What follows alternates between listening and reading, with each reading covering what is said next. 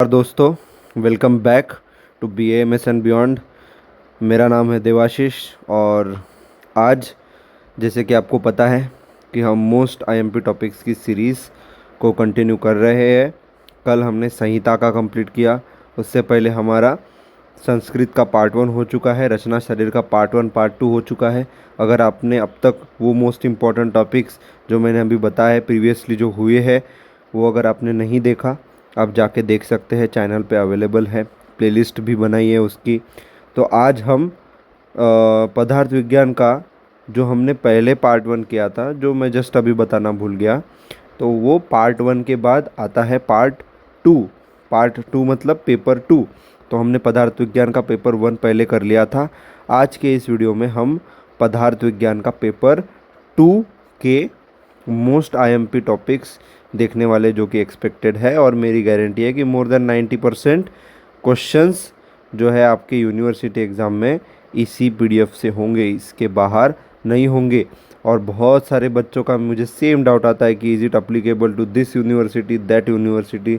तो मैं आपको एक चीज़ क्लियर कर देना चाहता हूँ कि आप इंडिया के किसी भी कोने से अगर इस वीडियो को देख रहे हैं तो हर एक यूनिवर्सिटी को मेरा ये पीडीएफ अप्लीकेबल है। कौन सी भी स्टेट में कौन सी भी यूनिवर्सिटी होगी आपकी, उससे कुछ फ़र्क नहीं पड़ता। वो अगर एनसीआईएसएम से एफिलेटेड है, एनसीआईएसएम का सिलेबस फॉलो करती है, और ऑफ कोर्स बीएएमएस कोर्स के लिए सेंट्रल बॉडी है वो एनसीआईएसएम ही है। तो ऑलमोस्ट सभी ही यूनिवर्सिटीज़ एनसीआईएसएम को फॉलो करती ही होंगी। तो इसलिए मैं आपको कह रहा हूँ कि आपकी यूनिवर्सिटी को भी ये पीडीएफ इम्पॉर्टेंट टॉपिक्स चलेगा। बस सेफ साइड के लिए आप एक बार चेक कर लीजिए कि एनसीआईएसएम का सिलेबस, एनसीआईएसएम की ब्लूप्रिंट आपकी यूनिवर्सिटी फॉलो करती है या नहीं।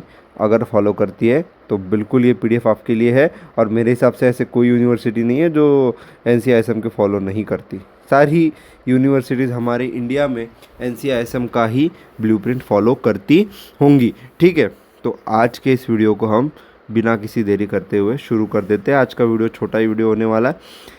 तो पेपर 2 में टोटल 7 टॉपिक्स है। फर्स्ट है परीक्षा, अर्थोपदेश प्रमाण, प्रत्यक्ष प्रमाण, अनुमान प्रमाण, उसके बाद युक्ति प्रमाण, उपमान प्रमाण, और 7th इज कार्य कारण सिद्धांत। तो एक एक करके हम देखेंगे। द फर्स्ट इज परीक्षा। तो परीक्षा में आपको सबसे पहले क्या करना है, प्रमाण की निरुक्ति आपको देखनी है और प्रमाण की व्याख्या भी आपको देखनी है। उसके बाद आपको परीक्षा की व्याख्या देखनी है। उसके बाद आपको कंसेप्ट ऑफ प्रमा, प्रमेय, प्रमाता ये देखना है। ये डॉक्टर प्रबोधन येरावार के पदार्थ विज्ञान की बुक में इस कंसेप्ट को बहुत अच्छे से एक्सप्लेन किया हुआ है। उसके बाद अगर हम बात करें तो प्रमाण की संख्या हमें पता होनी चाहिए।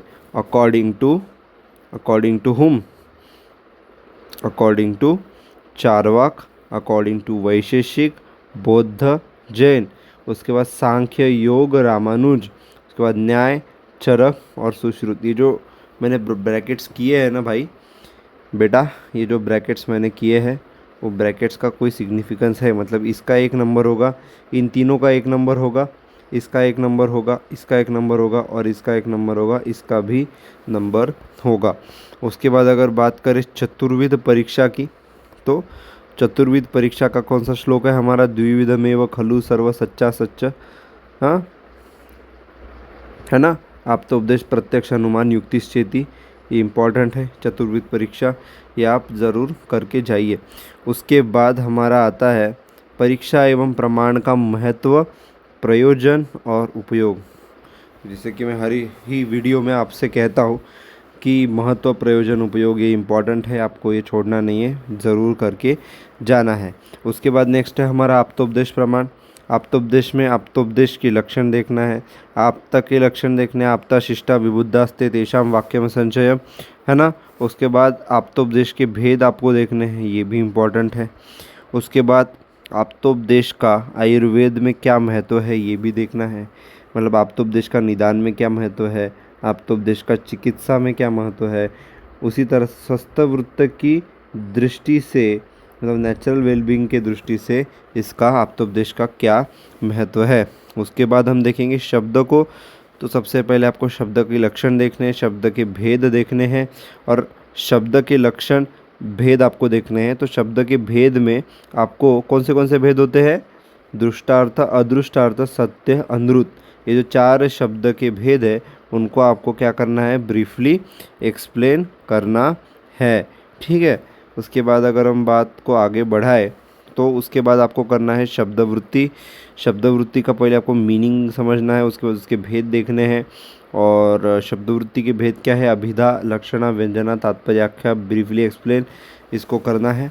ये भी इम्पॉर्टेंट है, आ सकता है। उसके बाद शक्ति ग्रह हेतु, ये आने के चांसेस कम है, लेकिन अगर एग्जामिनर ने कुछ अलग डालना चाहा, कुछ टफनेस इंक्रीज़ करना चाहा तो शक्ति ग्रह हेतु आ सकता है। वैसे इतना भी हार्ड नहीं है, आपको ये भी करके जाना है शक्ति ग्रह हेतु।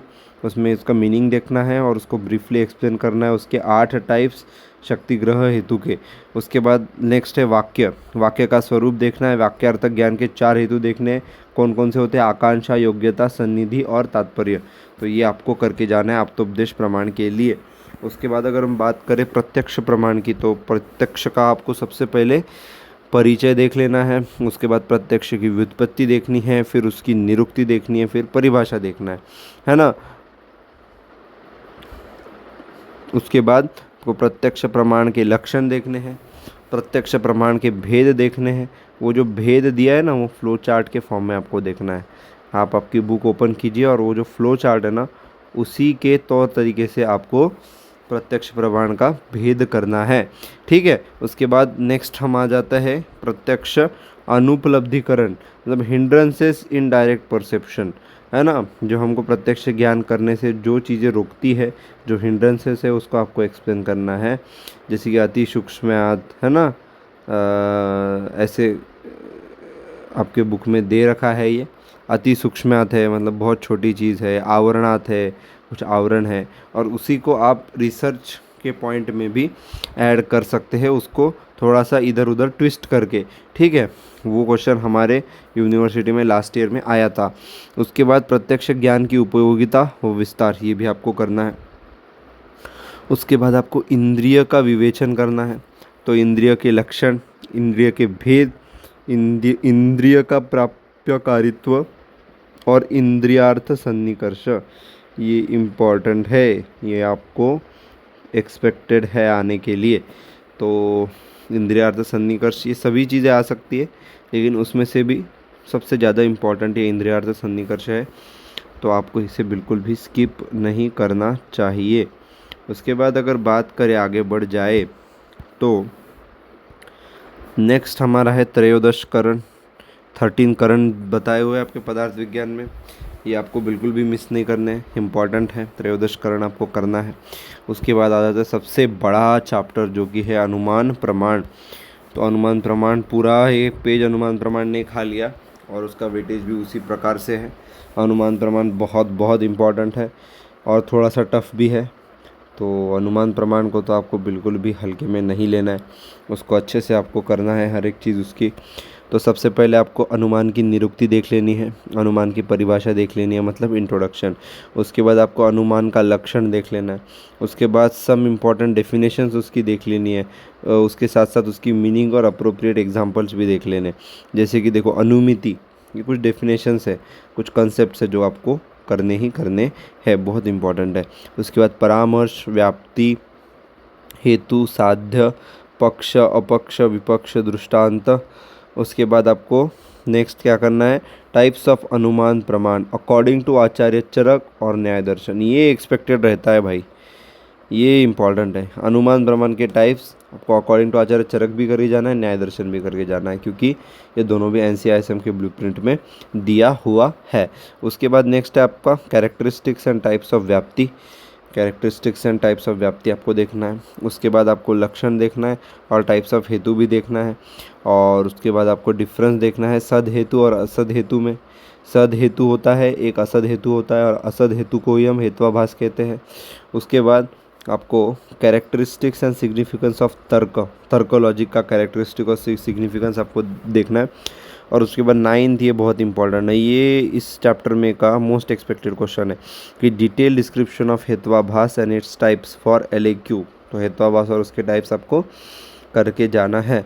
उसके बाद practical study and application of अनुमान प्रमाण इन शारीर निदान चिकित्सा एंड अनुसंधान, ये इंपॉर्टेंट है, ये भी करके जाना है। आजकल यूनिवर्सिटी एप्लीकेशन बेस्ड क्वेश्चंस ज़्यादा डाल रही है, तो उसकी दृष्टि से भी इम्पॉर्टेंट है, आपको ज़रूर ये करके जाना है। ठीक है, तो अगर हम बात करें नेक्स्ट की, तो नेक्स्ट है हमारा युक्ति प्रमाण, है ना। तो युक्ति प्रमाण का परिचय, युक्ति प्रमाण की व्युत्पत्ति, उसकी निरुक्ति और इंट्रोडक्शन। युक्ति के आपको लक्षण करके जाने हैं, है ना। बुद्धि पश्चतिया भवान बहुकारण योगजान युक्ति स्त्री कला साधया त्रिवर्गम साध्यते, यही शायद युक्ति का लक्षण का श्लोक है। उसके बाद युक्ति प्रमाण के उदाहरण देख लेने आपको, बहुत बहुत इंपॉर्टेंट है इस चैप्टर में से, ये सबसे ज़्यादा इंपॉर्टेंट है। ठीक है, उसके बाद युक्ति का नैदानिक चिकित्सकीय अनुसंधानात्मक उपलब्धि, तो बोल ही रहा हूँ मैं, हर ही चैप्टर में ये इंपॉर्टेंट है उसका महत्व। उसके बाद नेक्स्ट हमारा आ जाता है उपमान प्रमाण। तो उपमान प्रमाण का हमें परिचय देख लेना है, उसकी व्युत्पत्ति देखना है, उसके बाद उपमान का लक्षण देख लेना है, उपमान प्रमाण के उदाहरण, ये भी जैसे पहले हमने इसके उदाहरण को स्टार किया था उसी तरह से उपमान प्रमाण के उदाहरण भी इंपॉर्टेंट है, ये भी आपको करके जाना है। उसके बाद उपमान प्रमाण के प्रकार भी इंपॉर्टेंट है, ये भी करके जाना है। उसके बाद उपमान प्रमाण का आयुर्वेद में महत्व, ये भी आपको ज़रूर करके जाना है। और अब आगे बढ़ जाते हैं लास्ट टॉपिक के ऊपर, दैट इज़ 7th, जो कि है कार्य कारण सिद्धांत। तो कार्य कारण सिद्धांत में आपको क्या करना है, इसमें आपको जो है पहले तो लक्षण देखने हैं कार्य और कारण के, उसके बाद टाइप्स ऑफ कारण देखने हैं, उसके बाद सिग्निफिकेंस ऑफ कार्य एंड कारण इन आयुर्वेद, ये भी देखना है। उसके बाद कुछ वाद है, जैसे कि सत्कार्यवाद, परिणामवाद, विवर्तवाद, असत्कार्यवाद, आरंभवाद, परमाणुवाद, क्षणभंगुरवाद, पिलूपाक, पीठरपाक, अनेकांतवाद, स्वभाववाद, स्वभावोपरमवाद।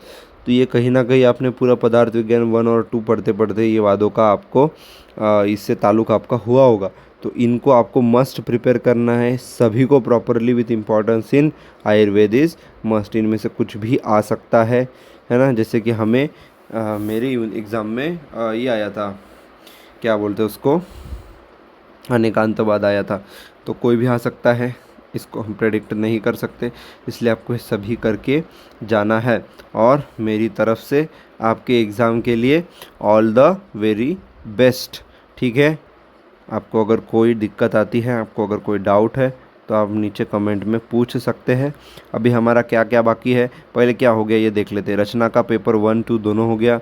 उसके बाद हमारा पदार्थ का पेपर 1, 2 हो गया। 2 अभी आज का यही वीडियो है, उसके साथ साथ पदार्थ का पेपर 2 भी हो गया, पेपर 1 भी हो गया।